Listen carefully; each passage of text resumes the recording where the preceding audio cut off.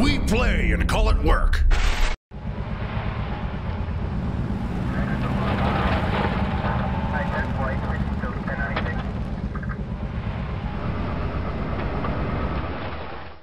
Hello and welcome to this week's Sit and Talk episode. You got Luka here from MiniWarGaming, and this is a show where I simply sit down and answer all the questions you have for me from last week's episode. And for next week's episode, you're going to have Matthew. So please do leave all of your comments for Matthew if you want him to answer them. You know, any question you can think of, Matthew will be glad to answer them. You have to leave them down below in the comments, but not on YouTube. It has to be at MiniWarGaming.com because the comments on YouTube, I'm pretty sure, will be disabled just so we can filter all the comments into one easy access location. And again, that is on this video. There's going to be a vault segment afterwards, so it will be one half for free on YouTube and again, one half in the vault. Do not leave any comments in the vault part. Matt will not be looking at those ones. He will be looking at the ones just down below this video. Without further ado, I think I get right into it. I should apologize for my voice if it kind of sporadically cracks or I lose it throughout the video. I'm just recovering from a little bit of a sickness, so it wasn't that bad. I'm fine, please. It's okay. I have the questions down here in front of me on my trusty phone. I will start right at the top, might as well, and work my way down. This first half should be about half an hour. Of course, you can take my word for it. If it's longer than half an hour, it's because I'm rambling. And that is an issue, and it's already happening. So anyways, I'm just gonna get to the questions and then just gonna do the questions. I swear I'm just gonna do the questions. First one from Stinky Diver. Luka, liking the new Why I Love videos by Colin. Thank you, Colin. If there was a spin-off in the opposite direction called Why I Hate, what faction would you choose to gripe about? Oh my. Okay. That's a tough one between two factions. That's the Adeptus Mechanicus and the Harlequins. I want to say Harlequins as, yeah, I'm trying to think of like any of the Eldari, but I think it's specifically the Harlequins because I know what the Craft World Eldar do. I know what the Drukhari do. I mean I know what the Harlequins do, but it's just it's hard to remember every time. It's that one unique army in the game that just, its whole catch, its whole reason for people wanting to play it is they break every rule in the game. And I'm thinking, what's the point? Like, you can play around it. Like, once you know exactly what every model in the unit does, you can play around it. But like, say you're in 8th edition and you've been playing a few games, your Chaos Space Marine versus your Buddy Space Marines, and you're just having awesome, great, fun, balanced games. And then this guy with Harlequins comes by. And boy, let me tell you, he's charging you turn 1 from across the table. He's moving 20 inches, charging, no problem. Rising Crescendo is an issue. But they need it. Without it, they're nothing. So I understand that. I'm not saying they shouldn't have it. I'm just saying I don't like it. Everyone hates something, right? I don't like Rising Crescendo. And I'll go into AdMech just a little bit afterwards, too, because they also kind of follow the same boat. Not necessarily all the game-breaking rules, but just all the weird rules they have. And just the names of them, and makes them hard to remember and what they can do. But the Harlequins themselves, it's just they're charging you right away turn 1. They're falling back and charging. They can charge right in the middle of your units because they can ignore other units. You can't screen against them. I mean, you can, but I mean, if you're not very knowledgeable fighting against them, then your first game against them is going to be rough and you're probably going to lose. Unless the opponent is also kind of playing Harlequins for the first time, then it'll be a better matched game. But no, that'd be why I hate Harlequins. There's not a lot of Harlequin players out there. Just because, if I had to guess, there's not a whole lot of models in the line, and there's not a whole lot of variety in playstyle. It's a lot of go fast, and hopefully you just make all your 4-up saves and don't die. I mean, they hit pretty hard, but they're not very durable with it's toughness 3 and a stock 4-up save. Well, 4-up invulnerable save, which is definitely nothing to scoff at. But you know, obviously they fall to mortal wounds. They just die to massive bolter fire. Like, that's probably one of the biggest weaknesses, is just your generic troop choices gun will take them out no problem. Back to the AdMech though, why I hate them. It's just the names for the rules, the names for the units. A lot of similar units that do vastly different things, like destroyers and breachers, the Corpuscari and the Fulgurite Electropriest. A lot of the same, but different names. You got your Vanguard, you have your Rangers. They can take the same guns, but their stock guns are different. It's just a lot of hard to remember unless you play against them all the time, which I have, and it's hard to really grasp all of that stuff. And my least favorite unit in the game belongs to the Adeptus Mechanicus, the Castellan robot. It's an issue. I really don't think it should have the range it does on its guns. I hate that so much. But I'm happy they don't ignore moving and firing heavy, so that's nice. They're such an obnoxious unit. They're toughness 7. They're super durable with Aegis protocols, a 2-up save, a 4-up invulnerable save, bouncing mortal wounds back on a 6, so no one really wants to shoot them. They have 6 wounds, so even a spike on a las cannon only kills 1. And at that point, a las cannon is not even going to really get through them because they have that 4-up invulnerable save on Aegis protocol. They're just obnoxious, and I'm sure there's a lot of AdMech players out there smiling with that nasty grin on their face because they always like to run their 6 Castellan robots. Obviously, a big downside of the Castellan robots is you just charge them and then they're useless. And that's with the heavy Phosphex dischargers, of course, with that loadout. But that's the loadout I hate. Obviously, you can screen them a whole bunch. They have long range, so they can sit in the back. That's my least favorite unit in the game. Easily, hands down, no problem.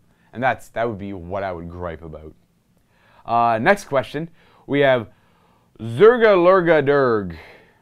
Probably got that right.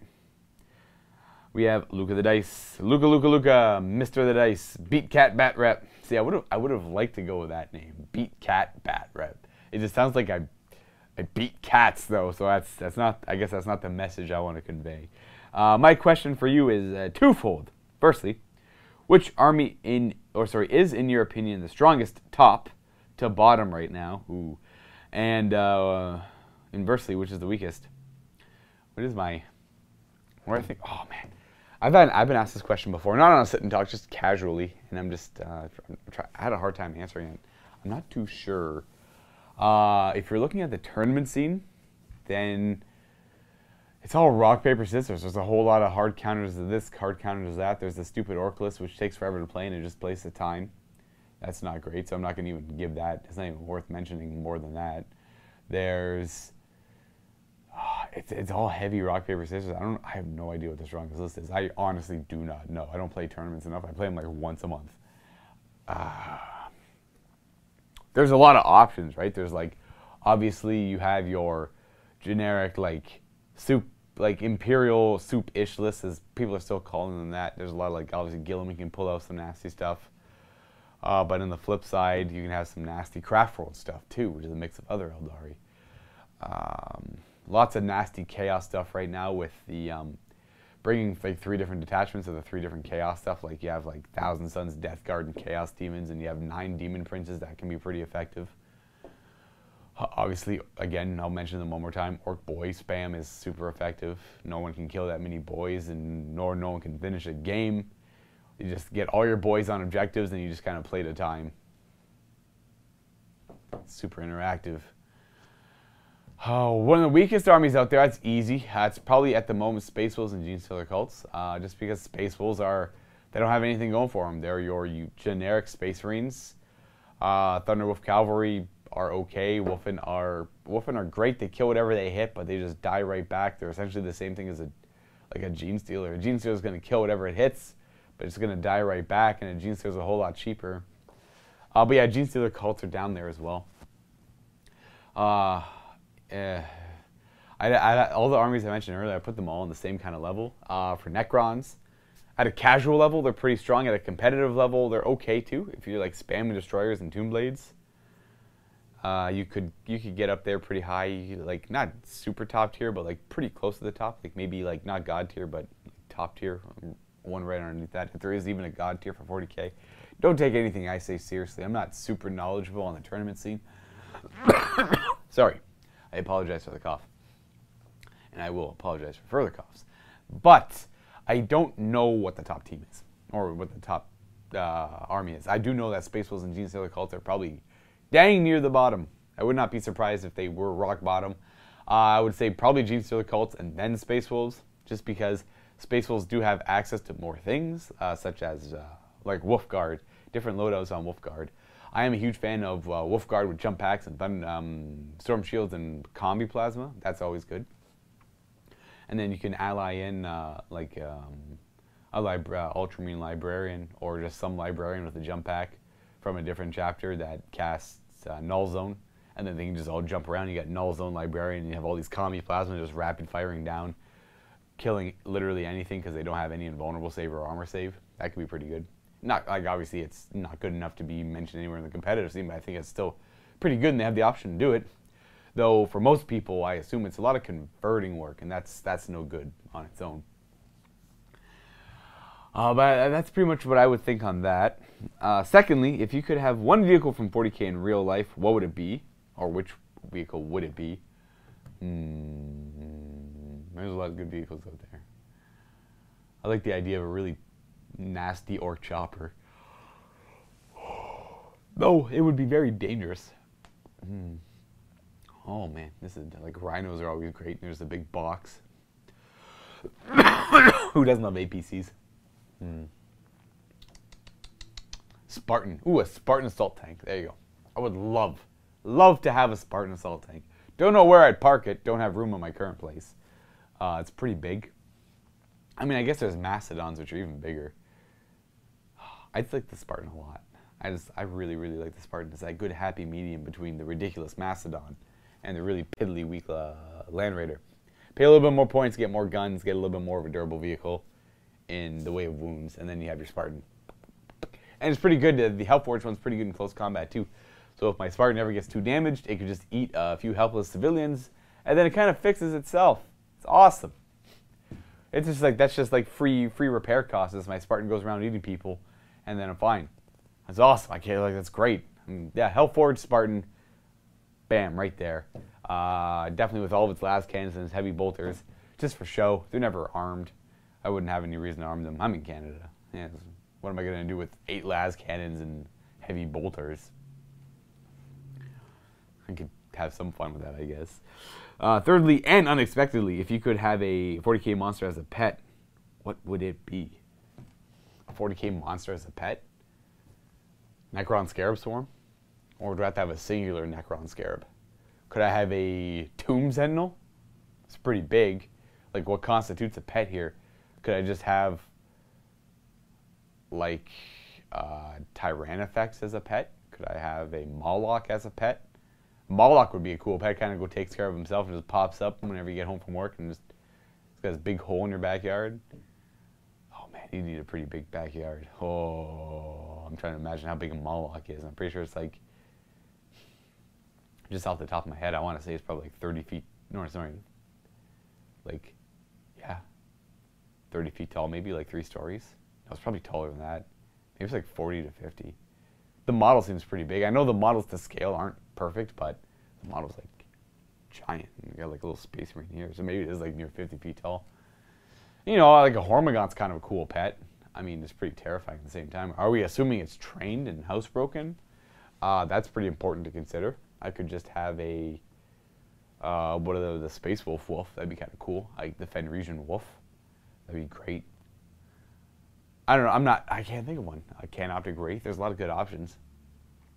Probably a Fenrisian Wolf, because it's probably the normalest thing, and it wouldn't cause too much of a stir. It's a pretty big wolf. I'll give it that, but out of all the other options, it's pretty, I mean, if there's cats in the 41st millennium, I'd love to have a cat. I'm sure there's cats in 40K. They just don't get a whole lot of screen time because they're not the most important thing in the whole kind of narrative of 40K, but I'm sure there's cats in 40K. I would love to have a cat. Cats are awesome. Next question by Just Luke. Dear Mr. Luka the Dice, my local gaming store has recently changed to playing 1,250 point games. It's so tiny. And I'm finishing up my Necron list and would ask your advice. I have a battalion of Sawtech with an Overlord, a Cryptek, and 30 Warriors, 20 and 10. 15 Immortals, 10 and 5. And a Shard of the Deceiver. Oh, that's a pretty good shard. I have 176 points remaining, and I'm trying to decide between 5 Praetorians, or 3 wraiths. What do you think? Maybe any other suggestions? Thanks a lot. Keep being you. Cheers, Luke. Thank you, Luke. I will keep being me. 1,250 points for Necrons. In my experience, Necrons are one of those armies that kind of, the more points you have, the higher their power level scales. The less points you have, well, the little bit less they get. Of course, unless you spam. Now, if you're playing at low points, you could throw, well, that's easily just 3 squads of destroyers and a couple characters. You could definitely do that if you want to play hard. But with what you got, I do like your list. It's a pretty good list. I wouldn't suggest Praetorians. I don't like Praetorians. Just because they are Triarch and they don't actually gain any dynasty benefits. And it's always kind of weird having a unit in your army that doesn't really mesh with the rest of your army. You kind of want a whole synergistic thing going on, especially if you're playing Necrons. 3 wraiths. 3 wraiths with no upgrades. Because you have your 3... You could... I would highly recommend, if you could in any way, shape, or form, get those 3 wraiths up to 6 wraiths. If you're watching this, I would highly recommend 3 wraiths. But if there was a way you could drop points, like drop one of your troop choices, maybe the 10 warriors, because that's 120 points. That gets you 2 extra wraiths. Even that wouldn't be bad. If you could, well, I guess you only want to buy 1 more box. So you could just get, I would, if it's between the wraiths and the Praetorians, I'd highly recommend the wraiths. But I always recommend maxing things out. So I'd say, like, you need a 3rd troop choice, though, for a battalion. Oh, gosh. Like, keep the 10 Immortals, drop the 10 Warriors, and get 5 wraiths. And then if you could drop, like, 2 more Warriors to have an 18-man squad and you get 6 wraiths, that's your best bet. But for the short term, you buy 3 wraiths, and that is your answer from me. You do that. And then if you want to kind of expand it a little bit into something that I would think to be a little bit better, drop 5 Immortals, drop any Warriors you can to make it a 6-man squad of wraiths with no upgrades. And then you should have a pretty content, you should be pretty happy with that 1250 list. Unless all your opponents spam Mortal Wounds, then you won't be happy at all. And then I would suggest something else completely, like Tomb Blade, something to outrange the Mortal Wounds, because you don't want to deal with that jankiness. Wraiths don't like Mortal Wounds. Yeah, that's probably the best thing you can do. The next one, we have Knifey Spoony. That sounds familiar. Can't quite place my finger on it, though. Knifey Spoony. Okay, what do you got for me, Knifey Spoony? This is listed. 1, Luka needs to be louder, angry, and have access to a time machine. I could be louder and I could be angry. Sure, I could agree to that. A time machine, though, eh? What would I need a time machine for? To go back in time and do... What would I do with a time machine? You know how everyone kind of like thinks back in time about those cringy moments they had in their youth, and it's like it's been like 15 years and it still haunts them? Maybe I could use a time machine for that. Those are pretty awful. I don't let them bother me so much, but every now and then I'll just be sitting there playing the game or watching TV, and I was like, oh, why, Luka? Oh, why did you do that? Why would you say that? Terrible! Oh, I can't think of anything off the top of my head right now. It's not even that bad. It's just like weird, awkward things kids say. Louder and angry, I could be. I'm usually, you know what, it all depends on my opponent. I kind of feed off the energy of my opponent. So if I'm loud and angry, I'm feeding off the energy of my opponent. And that is usually Steve or Matt.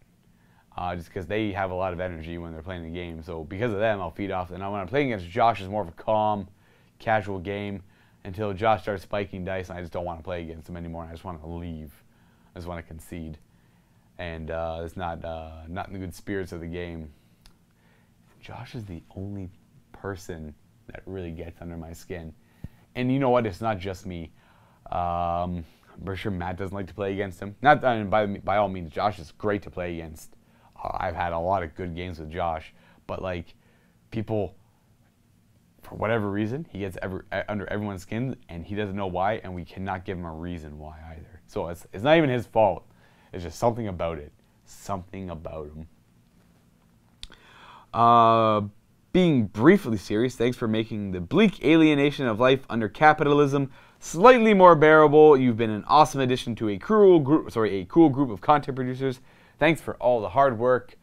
I'm thankful and happy that I can make your, did you say bleak?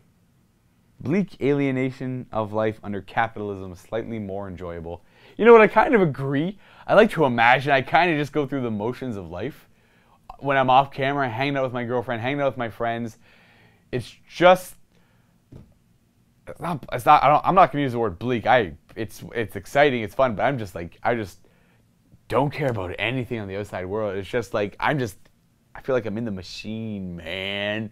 I'm just playing games, eating food, having a good time, and that is it. When adult stuff comes up, but like, when it comes to politics or like real world issues, it's just like in one ear out the other for me. I know it doesn't really have anything to do with you said, but like, with what you mentioned about it's kind of popping up for me, and it's like that's what comes to mind.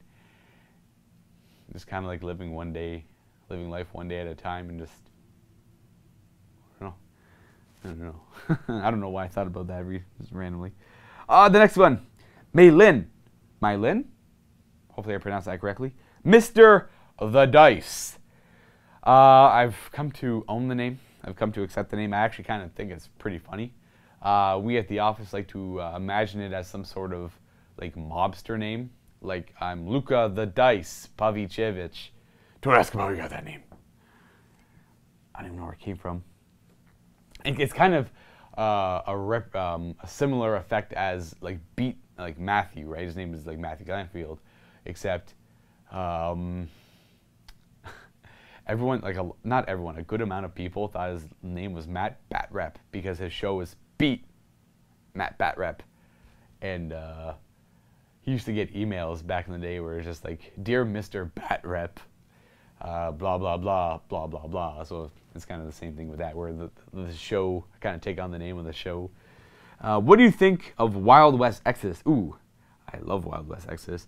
I've been really enjoying the content and grabbed the gunfight at Red Oak Box. Awesome. Glad got you into it. I don't think you'll regret it. Sorry. Especially if you can get a friend into it as well. Which shouldn't be hard since you already have the starter set. You gotta just show someone else the ropes of the game.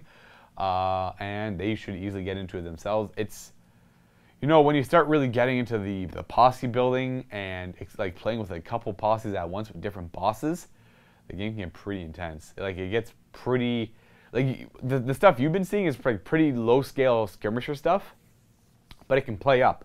You're supposed to usually play around 1,000 points. We were playing with like 600, 500, 600 in the videos, but some people play at like 2,000, and it's just, oh boy, do those turns take a while, I can imagine. It's just a lot of alternate activations, trying to remember who does what, and the strategy for that must be insane. I can't imagine there's too much all around. It's just kind of like, hopefully you go and hopefully you kill something. You know, it's kind of like playing a 5,000 point game of 40K, then you just kind of shoot each other off the table until you're at 2,000 points, then you're at a normal game again. Sorry. But yeah, I love Wild West Exodus. It's a highly interactive game. Even on your opponent's turn, you're very invested in the game, which is always a bonus. You're always curious to see if your opponent's going to mess up, or if you kind of just scrape by the skin of your teeth, right? If you're very lucky. Highly validated games, folks. If you're not familiar with Wild West Exodus, it is a game that we have recently covered on the channel, so by all means, go and check it out. It's just any video titled Wild West Exodus. We did 3 battle reports, and we did a how to play and an unboxing. If you're into the American Civil War era, this is the game for you. The twist on it, of course, is it's not very historical, just because it's assuming that there was an ancient alien race that had already lived on Earth for a while, and the Americans, North Americans, found ancient tech. And they reverse engineered said tech, and they started augmenting themselves and making amazing weapons, and, you know, mechanical augmentations like bionic arms, laser eyes, crazy weird electrical mech suits. You got all the names there. You got Abraham Lincoln, you got Jesse James, Wyatt Earp, in fact, all the Wyatt brothers, or the Earp brothers. You have Thomas Edison, Nikola Tesla, Dr. Carpathian. Yeah, I think it's Dr. Carpathian. All of them. You got a bunch of there's a bunch of factions out right now too. You have your lawmen, outlaws. You have oh man, it's gonna hurt. The Confederate and the Union. I hope I remember that. I'm pretty sure I got that right. Anyways, the Civil War factions themselves, the North and the South. You have your Enlightened, you have your Hex, you have your Alien Race, and I'm pretty sure, Warrior Nations as well. So that is, it's tons of factions already for it's been revamped. It's not necessarily a brand new game, but it's revamped, it's reimagined. And you have a lot of cool factions for it already. And it's just high lethality, everything's got one wound. Of course, for certain bosses and faces, which are like your boss's right-hand man, they have ways to ignore those that damage, but it's not guaranteed. And once they ignore it, they can't do it again until their next turn. So once one thing shoots at them and it wounds them, they can be disordered. And then once they're shot again and they're disordered, they're dead. Sorry. So at most, you're looking at things with 2 wounds, and that's just on your really expensive boss units too, because they have like 200 points or more, or actually usually more on a boss. But yeah, anyways, I'm glad you got into Wild West Access. I'm a huge fan of the game. I'm looking to get into the Enlightened. Steve himself got the Wayward 8, I'm pretty sure, which is a spin-off of the popular sci-fi kind of Western show Firefly. If you're familiar with it, I'm sure you are. If I mention it, it's one of those you either know it or you don't. And if you know it, you love it. And it's just one of those. That's his faction's based off them. A lot of pop culture references in the game as well, which is something you can always appreciate. And then Josh himself have the lawmen, specifically Morgan Earp and his lawbots. I think I was going to go with the Good Doctor and his Enlightened. And Rob has Warrior Nations as well as the, pretty sure the Union. Oh, I keep calling them Union. I'm so sorry if I'm wrong. I'm not too knowledgeable in my Civil War history. I know it's the Confederates. I'm pretty sure it's the Union and the Confederates. But yeah, Rob has got his Union, Warrior Nations, and I think that's about it for him. But yeah, everyone at the office is kind of getting into it as well. Will we see it on the channel? I can't say for sure, but I do know that we'll be playing it off camera, just on our own, just because we like it that much. Oh, the Welsh bloke is the next question. Hello, Welsh bloke. I remember you from Fantasy. Never forget. Hello, Luka. 2 questions. When did you get married? No, it's not a wedding band. It's just I'm wearing it on my middle finger. I can only assume you did, since you now have a double barrel name. Oh, Luka the Dice. I did not get married. Second question. Did any fantasy models survive the rebasing? Cheers. No, I didn't get married. I just took on a new persona known as Luka the Dice. Please, thank you. I assumed you meant like the ring I wear. It's not a wedding band. How embarrassing. No, I decided to take on a new persona known as Luka the Dice, Mr. the Dice, Luka. It's all relevant. By all means, call me whatever you want. I accept it all, begrudgingly, of course, because I don't think as of now none of my own shows Luka the Dice, or like I think it's called Luka the Dice. I'm terrible that I can't. It's terrible that I can't remember. It's a name that was forced upon me. I made the mistake of going to the internet for suggestions for names, and I was kind of reading them out among the group, and I couldn't decide on any of them because I guess I was being picky.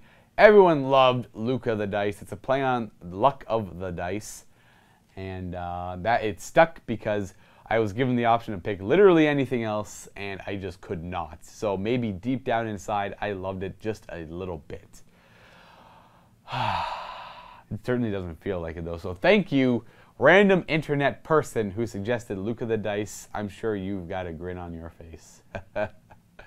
I'm sure I'll accept the name of the show eventually. The name for myself though is kind of growing on me. I do think it's hilarious. Mr. the Dice makes no sense, but I love it. I love things that don't make any sense. And regarding fantasy miniatures that survived the rebasing, yes. You guessed it, the Tomb Kings and Bretonians are not getting rebased, as well as my own personal fantasy armies and Steve's fantasy armies are still on their square bases. I think I did donate my Necromancer for a quick rebasing though to play some Age of Sigmar games. So it's the Necromancers, but there was 2 Necromancer packs I just kind of took for myself. I just have to paint up a new Necromancer for my fantasy. Though I am on the fence, because I'm considering rebasing my guys so I could use them in Age of Sigmar, because I do like my own personal undead. I do have 40 Graveguard after all. Could play 2 squads of 60 on the table. Wouldn't that be something? And if I ever do go back and play fantasy, which I do plan on doing with Steve whenever we have time after work, I just kind of bite the bullet and put them on the MDF movement trays. I know it is to my own detriment, but if I'm facing someone else who's also doing it, which Steve might be doing as well, then it just kind of equals out to the same. You never actually use the full 6x4 table anyways. You kind of end up just playing on a 4x4 when it comes to fantasy. Be it in the middle, on the sides, it doesn't really matter. You very rarely use the full table in fantasy unless you're playing like 2,500 plus points. And even at that point, it's kind of But yes, some models did survive the rebasing. In fact, some Chaos models did too. We rebased the 39 Marauders that Lee had sold to the studio a while ago. And there's about 40 of the older Marauders we have that aren't painted, in my opinion, as nicely. And they all have the flail and the kind of Chaos Warriors that go along with them, which I believe Dave used a while ago when he played fantasy. I think he played fantasy. This is going way back. But yeah, those survived the rebasing just simply because once we rebased all the other Chaos models, they weren't really needed. And I doubt we'll ever really need them because we already have a ton of Chaos Warriors and Marauders on the circular basis. So some of those survived, which is nice. As for other armies, we acquired, I want to say 5th and or 6th edition Skaven army. So it was 160 clan rats and like 3 rat ogres and nothing but Skyer stuff. So like, well, they were Poison Wind Globadiers before and a bunch of weapon teams, but now they're Skyer Acolytes, I believe, in Age of Sigmar. That's all off their bases. I pulled them all off. I rebased some of them. I kind of lost track of time. Well, I got busy and I couldn't do many, so Lee just took them off my desk and he's rebasing them now as we speak. And then after that, Daughters of Cain. So all the Witch Elves are off their square bases. They're now on circular bases, as well as the Doomfire Warlocks. And we're going to put the Cauldron of Blood, of course, all of the Witch Elf characters, sorceresses, and all that on circular bases. And then after that is when the free people get hit. And that in fantasy would be your Empire and your Duradin, not Duradin, Dispossessed, which is your Dwarves. They're all getting hit with the axe and getting put on circular bases. They're just lower on the list.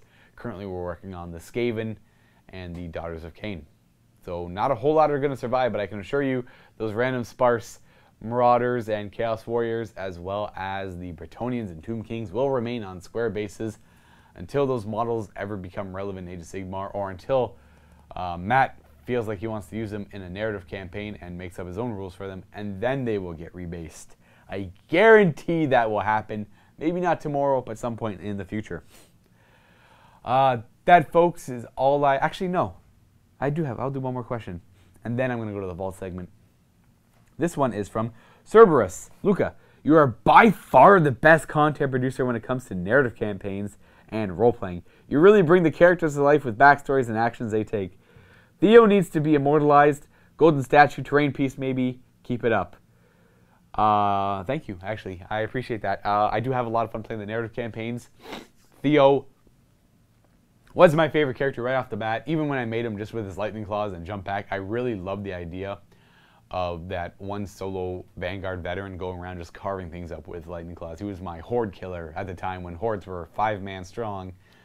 I'm not a huge fan of Space Marines, but in the Death Watch and narrative sense, I am the biggest fan, because I feel like that is the only scenario in 40K for me personally that Space Marines are well represented, or as close to represented to their narrative aspect, or how I imagine them in the novels as they are in gameplay. They're just very durable. They take a hit.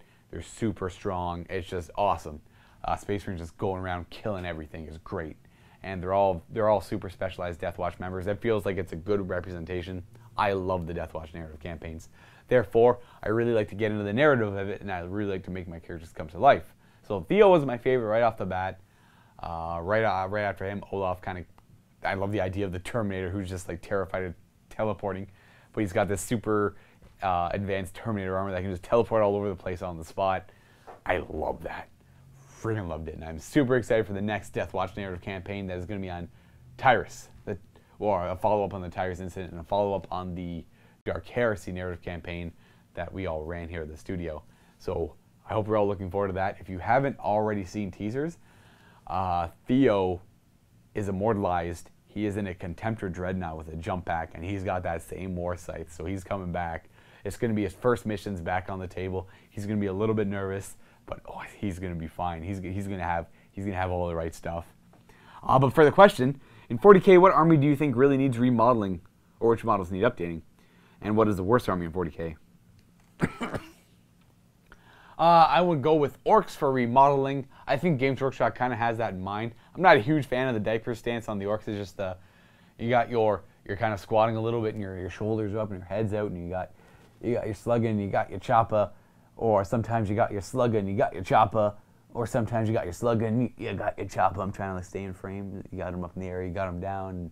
It's actually the exact same stance, except one hand is up, one hand is down. Sometimes they're in the middle, sometimes they're both up. And that's all you get for Orcs. I would love to see new Orc kits. I would love to see Orcs on 32mm bases. I would love to see a new Gazgul Thraka model. The Orcs needed the most. They're still running with models that are, I mean, to be fair, sort of the Imperial Guard, but they don't look that bad. The Orcs, they could do so much more with the Orc kit. They could do so much more with Orcs. With looking at what they're doing for Age of Sigmar, imagining a new Orc, like imagining new Orc boy kits, imagining new truck kits, new buggy kits, is all of that. Like a new Gazgul Thraka model, like a huge monstrous Prime Orc. Imagining all of that from Games Workshop would be amazing. They definitely need it. I'm sure a lot of people out there agree with me. If I was to say a close second, though, Slaanesh, of course. Everyone wants Slaanesh, so I'm just right on that bandwagon with everyone else. And what is the worst army in 40K? I think I mentioned this earlier. It's either Space Wolves or Genestealer Cults. Probably Genestealer Cults, just because Space Wolves do actually have some options they can do, which I mentioned with the Wolfguard veterans and all of that. That's pretty much it. I could be wrong, but I'm pretty sure it's Genestealer Cults, and I'm pretty sure a lot of Genestealer Cult players out there will agree with me. Though I'm sure they still have a great time playing their army, which is the whole point of the hobby, is just play what you love and have a good time while you do it. Anyways, folks, that is it for the first segment of this Sit and Talk. I'm going to go jump into the vault right now and just continue answering questions from vault members, from you guys. And again, Matthew is next week, so please leave comments for Matthew down below in the comments. This is where he will be seeing them, and he won't be looking anywhere else. So don't leave them in the vault part. Don't leave them on YouTube. Comments there are disabled anyways. Leave them down here at or just go over to MiniWarGaming.com and leave them below there. And that is it. See you in the vault, guys. If you're not a vault member, there's a link below you can click on if you want to hear me ramble on for another 30 to 45 minutes. Sign yourself up for a 7-day free trial. Get you access to the second part of the Sit and Talk, where you get to look at this mug, talk for another little while. And, of course, all of our 40K content. We got thousands of videos in the vault. Like 300 episodes of Warhammer Fantasy Battles if you want to check out what older Warhammer Fantasy was like. Age of Sigmar, painting by Chris and Janine, tons of stuff. Lots of narrative campaigns. Lots of narrative campaigns. Anyways, I'm going to sign out there, jump in the vault. Happy wargaming, everyone.